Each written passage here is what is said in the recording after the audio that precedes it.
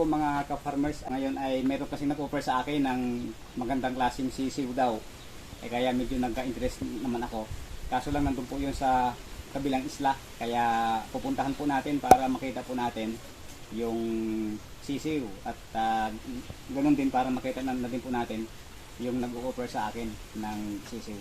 Kaya ngayon pupunta po tayo sa bayan, sa pier, at pagkatapos ay sasakay po tayo ng barko at tapos maglalakbay po tayo uli by land papunta doon sa kabilang isla. Okay? Exciting po ito. Tara!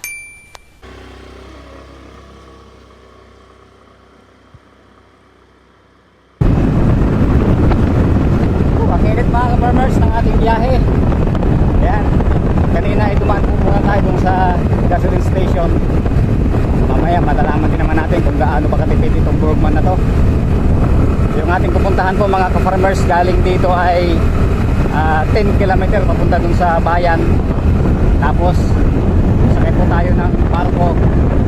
At pagbaba po natin sa barko ay maglalakbay po tayo sa lupa ng nasa 40 km. Kaya ngayon titignan po natin kung matikit ba itong Burgman. Sa Burgman na punta yung video. Ang init po ng ating biyahe kasi alas 11:30 ay quarter to 12 na. Bakit hindi na po tayo umabot dito sa barko kasi ang barko ay mga 12:30 or 1 alis. Medyo malayo-layo yung bayan.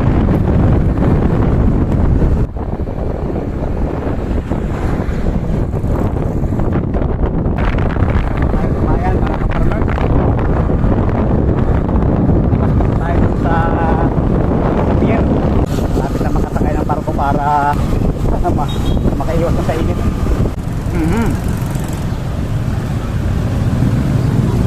Ayan na, aakit na tayo ng barko.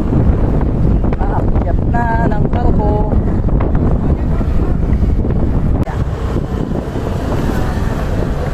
San Agustin po.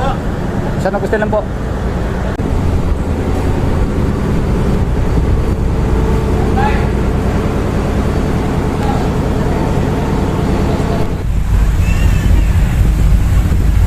Nakalis na po tayo ng Romblon. Nakalis na po tayo ng pier ng Romblon.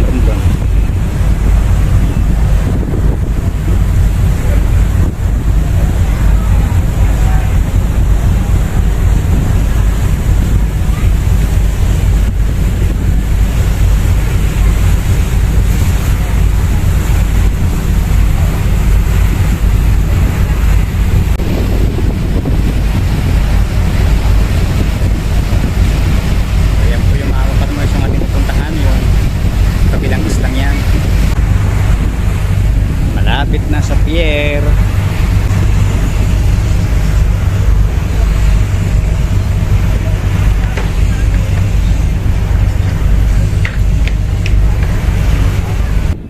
Malapit na sa pier. Yung bundok na yan doon po sa kabila, doon pa tayo pupunta. Maglalakbay pa tayo galing dito sa pier ng nasa 40 km papunta po doon sa kabila. Sa Sydney na tayo. Sydney San Agustin. San Agustin Romblon.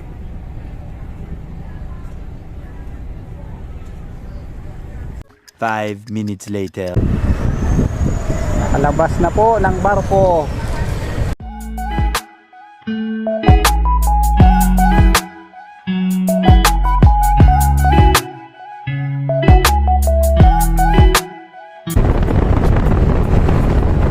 Kasi yung pinaka-shortcut na daan pagbaba po natin, yun na yung lugar natin pupuntahan, yung San Andres. Okay, nasa pinakatuktok na po tayo ng bundok. At yan po yung nakikita po nating isla. Yan po yung Romblon, yung pinanggalingan po natin kanina. So yung pupuntahan po natin ay doon pa po sa kabila nito. Ayan, dyan pa po sa baba na yan yung pupuntahan po natin.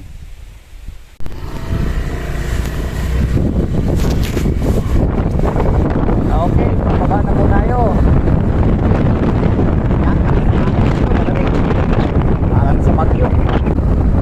puro paakyat. Ngayon naman pababa na may kasamang paakyat pa rin.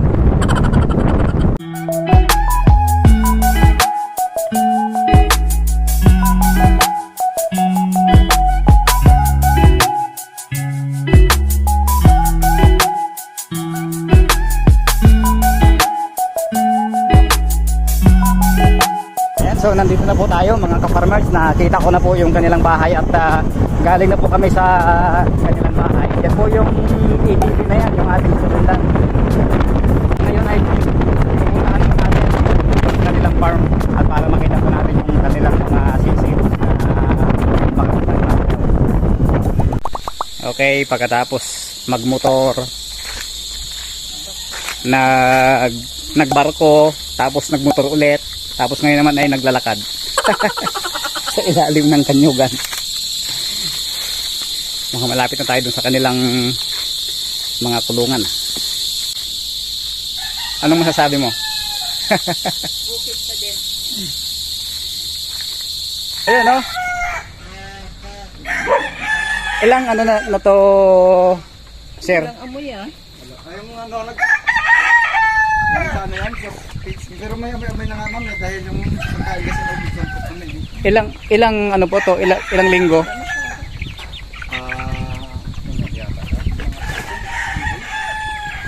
Mga 16 days pa lang.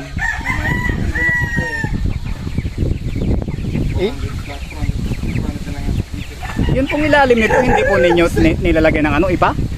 Ang ilalim? Hindi po. Putol lang siya ganyan, hipot. Mabuti hindi siya nagkakalangaw, no? May langaw din po. Oo, siyempre hindi talaga may iwasan lalo na kapag ganitong buwan, July. Ewan, mga 1 kilo na to. Mga ano pati. Mahigit na po yan pag mga ganyan. Tamam. Mabigat siya pa. Magandang klase. Ang galing, no? Ang ganda na pa yung ano nila. Ilan po ang kinakarga ninyo dito? 400 po yan. Dati 500, nagsikip. Oo nga. Ngayon pa nga lang sila sikip na oh. Ano, sapit sa ano yata, nagkakatay ka na adis. Mabawasan na yan. Mga ilang kilo sila bago mo. 126 po ma'am. Sa pag-dress na ay 1.5. Maganda yung mga sisiw. Pero maganda kung ano, ang lawak kang pwede mo pang alaga. Hanggang dulo po yan. Mga Plano mo. Ano po to, sir? Pag dating nila, pinapainom lang po ninyo ay anti-stress po, sir. anti-stress lang. Natatay na ako. Nadali kanina. Apakat siguro. Ito po yung sir, yung ginagamit namin ng gamot.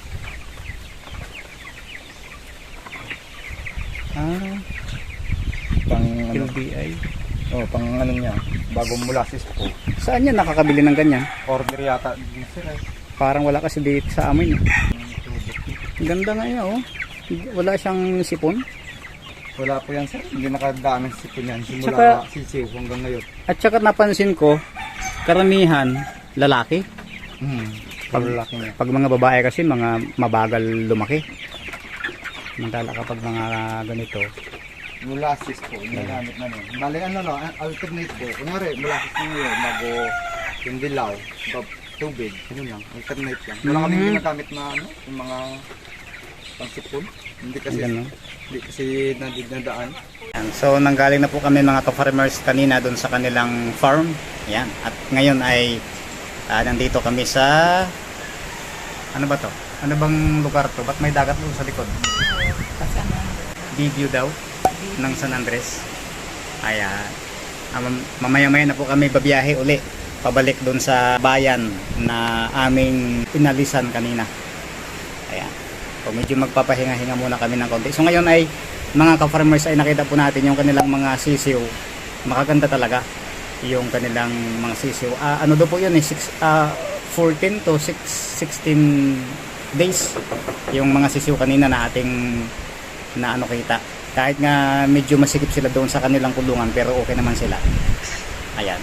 At nakita po natin na walang sipon. So ngayon ay malalaman po natin yan kung talaga bang okay kasi mag-order ako sa kanila sa Friday. Ngayon po kasi ay ano pa lang Martes.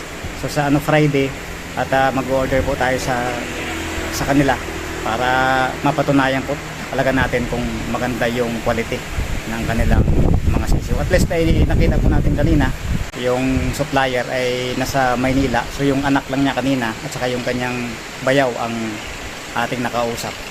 O, at least okay na. Yan, meron na po tayong Pro-Wave. Tsaka nakausap din po namin yung iba nilang mga kasamahan na nag-aalaga. Tsaka yung iba pang mga nag-aalaga din ng mga manok. Katulad yung nandoon po sa Sibuyan Island. Yan. At pare-pareho yung kanilang sinasabi. Maganda nga daw po yung kanilang mga manok. Hindi daw basta-basta nagkakasakit. Kaya subukan po natin. Okay. Babu!